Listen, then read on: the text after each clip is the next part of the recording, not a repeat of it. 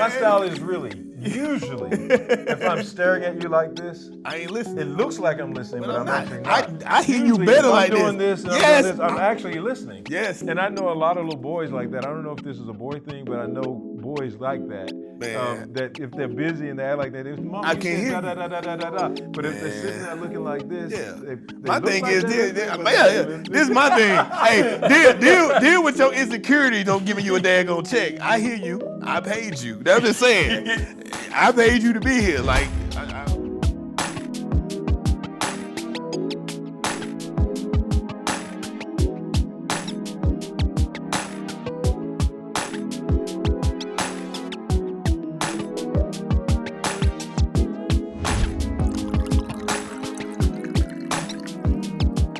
So if your team is a team that is protecting the old version of you or a version of you that is not yet mature, and it actually affects the culture, it affects the ability to deliver, then again, you're doing a disservice to yourself, you're doing a disservice also to the organization, and you're doing a disservice because your brand is also impacted by that, right? And people will know, okay, I can go there maybe for a short stint and maybe build my resume or meet some people, but that's not the place I'm going to grow, and it's not the place that I'm going to stay. they wood and I'm iron. I got Yeah. I gotta chop them, and I'm getting done messing with your organization. Yeah. And I think part of the reason why leaders do that is because they're afraid. They come right. They want to get their comfort zone. Yeah, they're Faith afraid. It's like it's removing that shield. It's removing the mask. It's removing the armor. Yeah. Right? That, okay, I have some insecurities. I have some limitations, but we all do. We don't stay there. Right? We don't stay there, and we don't want the people around us to let us stay there. So even if you don't trust your team in a way to sharpen you, you should, right? Because you then need to either develop them or hire people who are skilled to do it, given their backgrounds. Then you need to maybe develop a network or your own kitchen cabinet, as they call it, or your board, your personal board of advisors, to really speak to those blind spots in those areas where you need to grow. The other thing is, when you have that type of setup or that situation where you have the yes people who are also gatekeepers, excellence looks a certain way at a certain level, but it doesn't carry through the rest of the organization. Right? So it's a yes or yes man, everything is polished at the top. You have a veneer of excellence, right? But excellence is a process that should be implemented throughout your organization. And that's why you have some organizations that have certain challenges and legal challenges, going back to the legal part of this. They present a certain way. Their brand is a certain thing. Right? And it's well known and people respect it. But then when people who have the background, education, and skill set to come in and contribute to change and transformation and get the organization to the next level, right? And to support the work and the mission for the season or for the seasons to come, then what happens is you create dysfunction. Right, in that setting, people leave for all kinds of reason, whether they have legitimate claims or discrimination or wrongful termination, they're going to file a claim anyway, right? And then you have all these lawsuits and public embarrassment about different things happening in the organization. That all starts with a leader and that self-awareness piece. And that's why, in the work that I do a lot of leadership training. I advise a lot of whether college presidents, board directors, managers, whatever, other attorneys. But in the work that I do, we can spend a lot of time fighting legal claims, fighting lawsuits and defending ourselves. But if we spend the time doing the work up front, and that it's the hard work. Culture is about people's attitudes, their heart posture, their norms and their values, right? If we spend time addressing that and saying it's okay to be excellent at all levels of the organization, then we'll have the ability to not just attract really skilled, smart, talented people and allow them to contribute and to credit them with their contributions and not ignore their contributions, but also value their concerns and not turn against them when they do share those concerns. Because why? I'm here for a moment, I'm not here forever. I'm a limited leader, I am not able to touch everything, and what I cannot touch, I want someone else to touch in the way that they are skilled to touch it, reflecting back on my mission and vision and doing it their way, not dishonoring what has already been done, but also they're able to have a level of reach and impact that I alone could not have. And so for me, it's just an ecosystem of opportunities and a framework, essentially, how to lead people in a responsible way, but also be able to attract the type of people you need to do that. Yeah, what I discovered is when I hire very talented people, that you tend to hire people based on their skills, and your first thing, you see their resume, and then you interview them, and you're interested in knowing, do they have the skills for the job? But then when you hire them, you hire all of them. And part of the challenge is that for a whole person to come to an organization and really lean in, you got to make them feel like their whole self is welcome, right? Or else you just want a part of them and not the personality, not the, there are going to be days they need to stay out because they may have kids that, may get sick, or, you got to be able to adjust to the reality of their life in order to make them feel like they are part of the organization. Because if you make them feel like they're just a hired hand, and they're going to not feel fully present, and eventually they're going to look for something else. Well, they will look for something else, and they'll tell their peers and their people in their network, this is not a place to go, right? If you're serious about your future. So I think it's really important that, just going back to something I said earlier, that excellence is not just at the top, it's throughout the organization.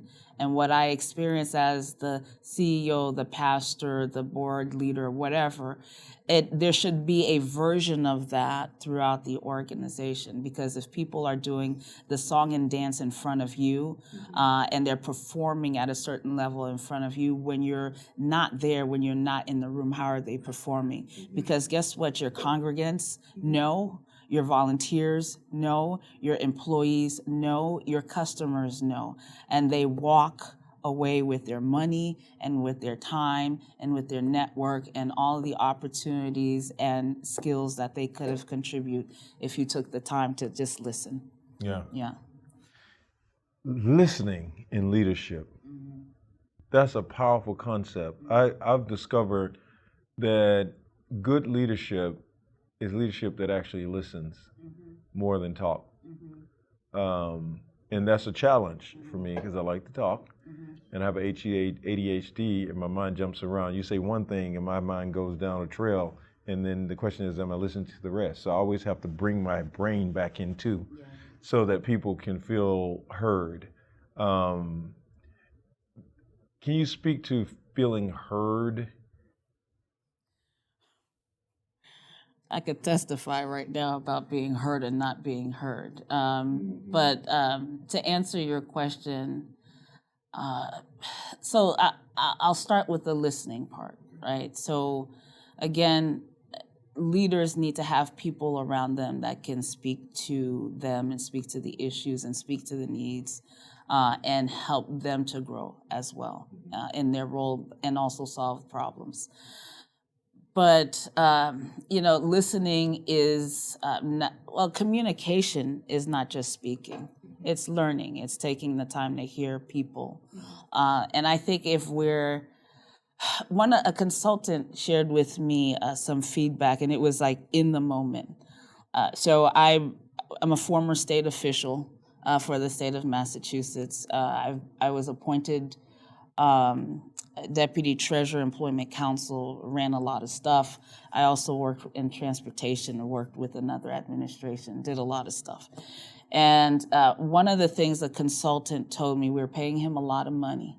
And I was, super busy. At one point, I had a staff of 200 people reporting to me. And I was just on my phone, doing stuff, and he was talking and whatever. And I would tune in when I needed to tune in. All right. And I had the ability to do that, multitask, whatever that means.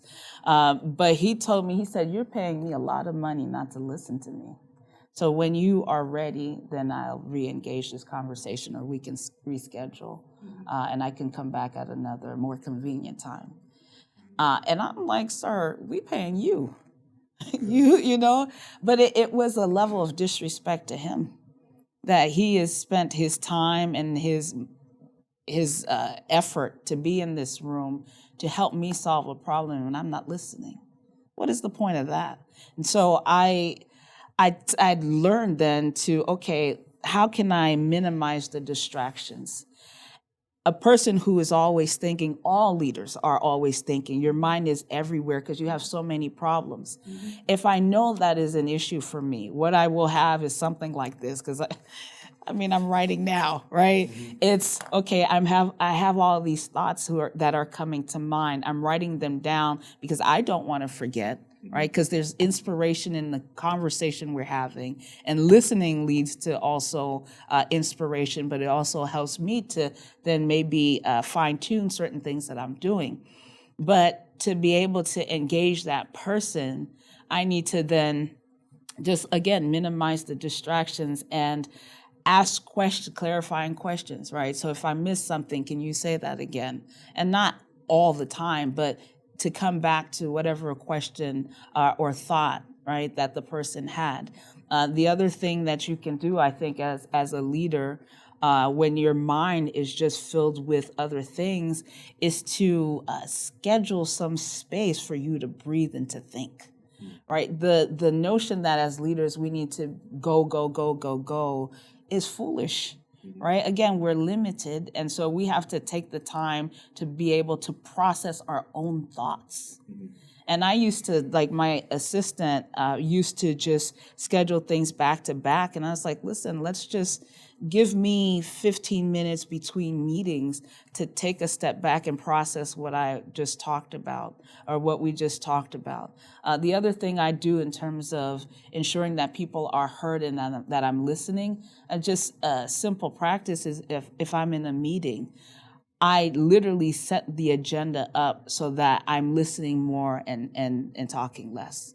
So I'm giving everybody in the room an opportunity to share, but also to share with each other what they're doing and how they can better collaborate with each other. So this is my question. You kept that consultant? Sorry, I'm still gonna stuck on somebody. I did. He was effective. Okay, he was very effective. I know I use my phone as a pacifier. I'm ADHD kind of, and I take notes. I stay on track, and then sometimes it just gives me something to do to hear. I was just wondering because I was irritated. I was irritated. I'm still right there. Well, my style is really usually if I'm staring at you like this, I ain't listening. It looks like I'm listening, but I'm actually not. I hear you better like this. I'm doing this. And I'm actually listening. Yes. And I know a lot of little boys like that. I don't know if this is a boy thing, but I know boys like that. Man. That if they're busy and they act like that, it's Mom, I can't hear da, da, da, da, da, da. But if they're sitting there looking like this, they my look thing like is this.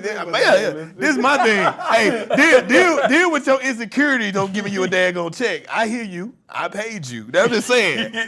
I paid you to be here. Like Rob Coleman, vice mayor. But to the point. Oh, go ahead. No, Rob Coleman, the mayor, the vice mayor. I was doing something and I had just got there and I was doing these things and I was multitasking. And I said, hold on, that didn't make no sense. And at the end of the meeting, he came to me. He said, man, I didn't know you were paying me attention. I said, yeah. I said, man, that keeps me engaged with you, man. If I just sit here looking at you, my mind gonna float somewhere else. I need to do this so I can hear you. And he said, man, you heard everything I said. And he said, I didn't think you were paying me any attention. So anyway. But to your point, though, can I speak to the point? Go ahead. I agree with that. No, go ahead. But to the point that that I heard you making, there are leaders who do have people who are around them who can offer them the constructive information that they need, and they actually don't listen.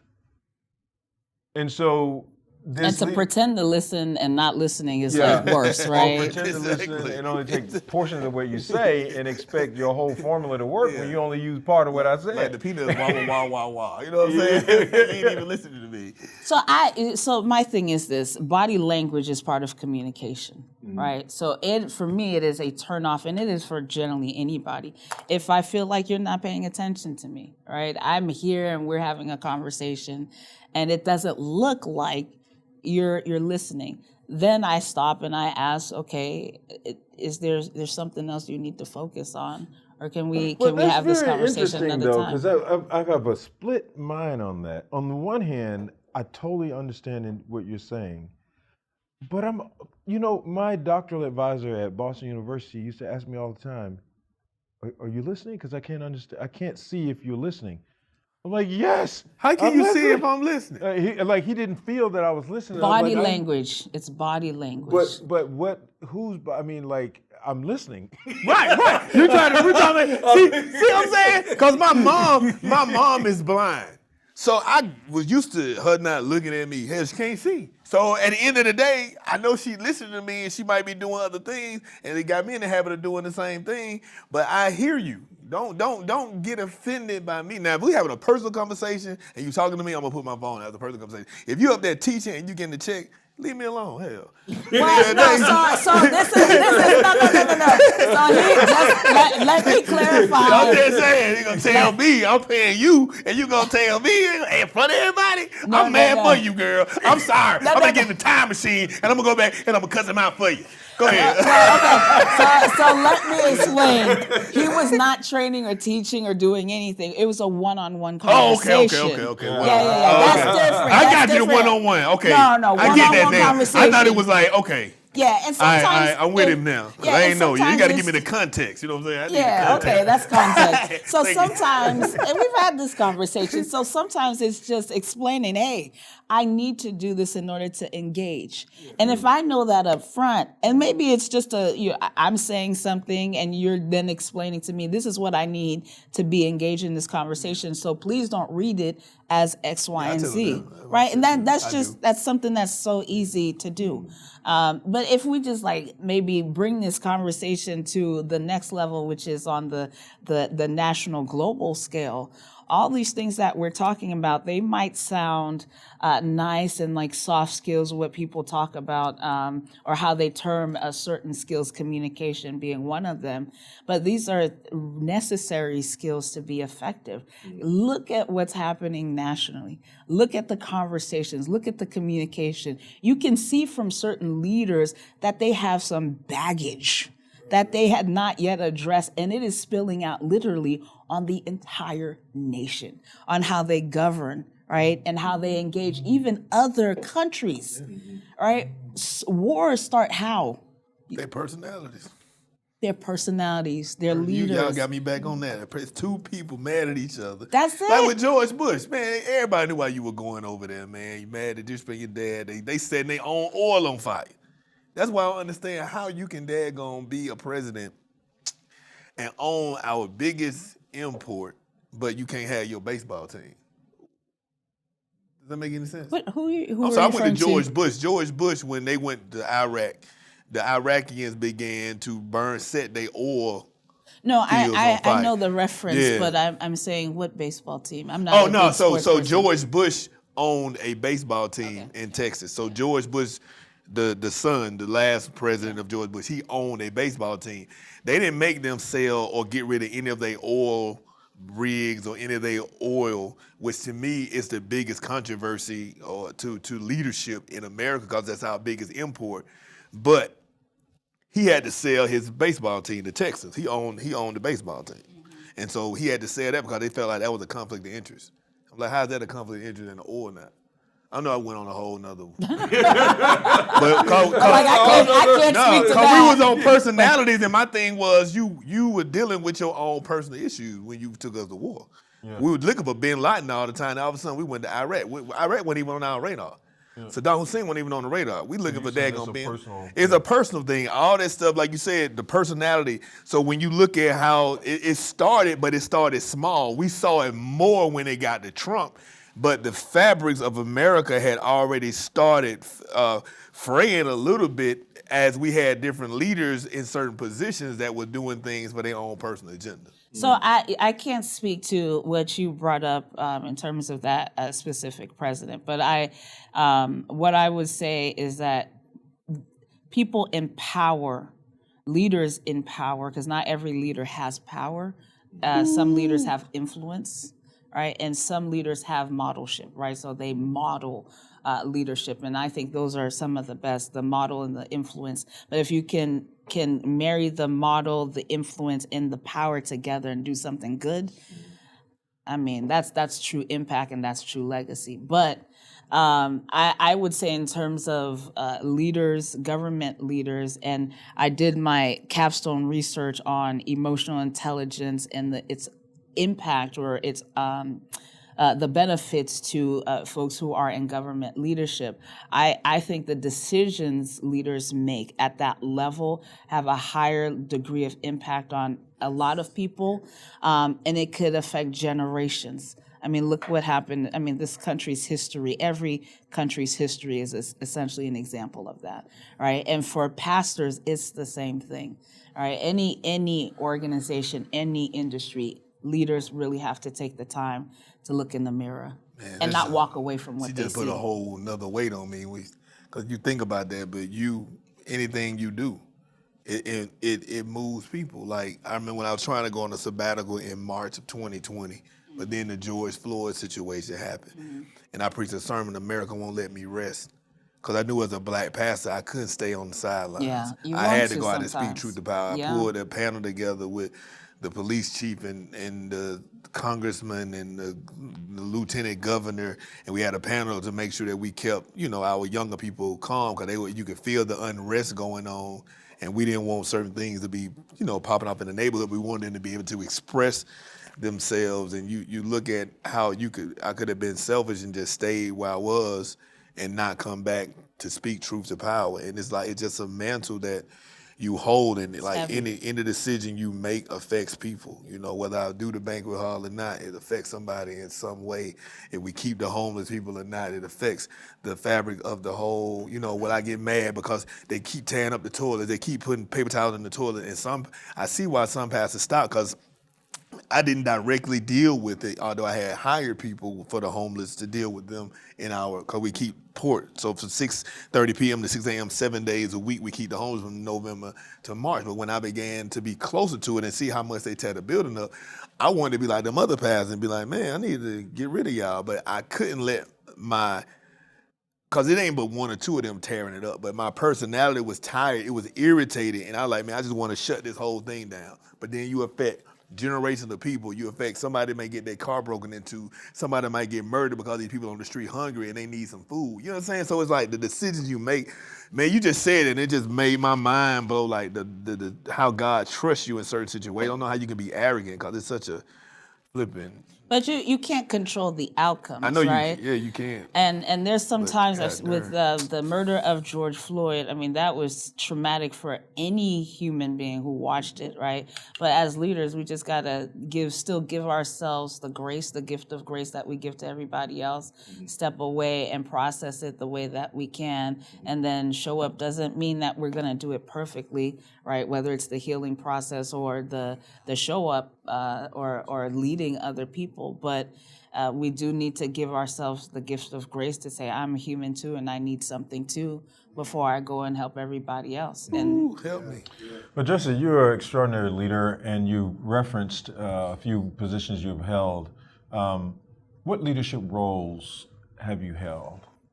Oh gosh. So I've been, in church leadership. I'm actually ordained deacon. I was over the deacon leadership ministry at my church, which was a mega church. I think we had 6,000 members at the time, and deacons in various sites. So I was over that for some time. Youth leadership, praise teams, all of that, music ministry, all of that. But in government, Deputy Treasurer for the Commonwealth of Massachusetts, Assistant Secretary of Transportation, and Chief Administrative Officer for the Commonwealth of Massachusetts. I've been, student leader at my college undergrad. Student ambassador. I also do a lot of training, leadership training. I train other attorneys as well. So I've served on faculty of Massachusetts Continuing Legal Education and also Massachusetts Commission Against Discrimination. I'm a resident of Texas now. And so in terms of Texas leadership, most of my work has really been around my consulting and training and speaking to other leaders. And you also have been on the board of the university. Oh yeah. There's a lot. I just don't even. Sometimes I just don't think about it, right? Yeah. But I was on the board. I was a board trustee for Gordon College, which is I think maybe 130 years old college in Massachusetts. Now one of the top-rated colleges in the country, but also in Christian universities and higher ed. So I was on the board of trustees. I was on the president council to a former president, and I've served on advisory boards as well for the college. Wow. You're an extraordinary leader, great resume, great conversation. Really appreciate your insight on this conversation of the subject of leadership. Ladies and gentlemen, Jessie. Thank you. Thank you so much. Thank you. This is fantastic. Thank you.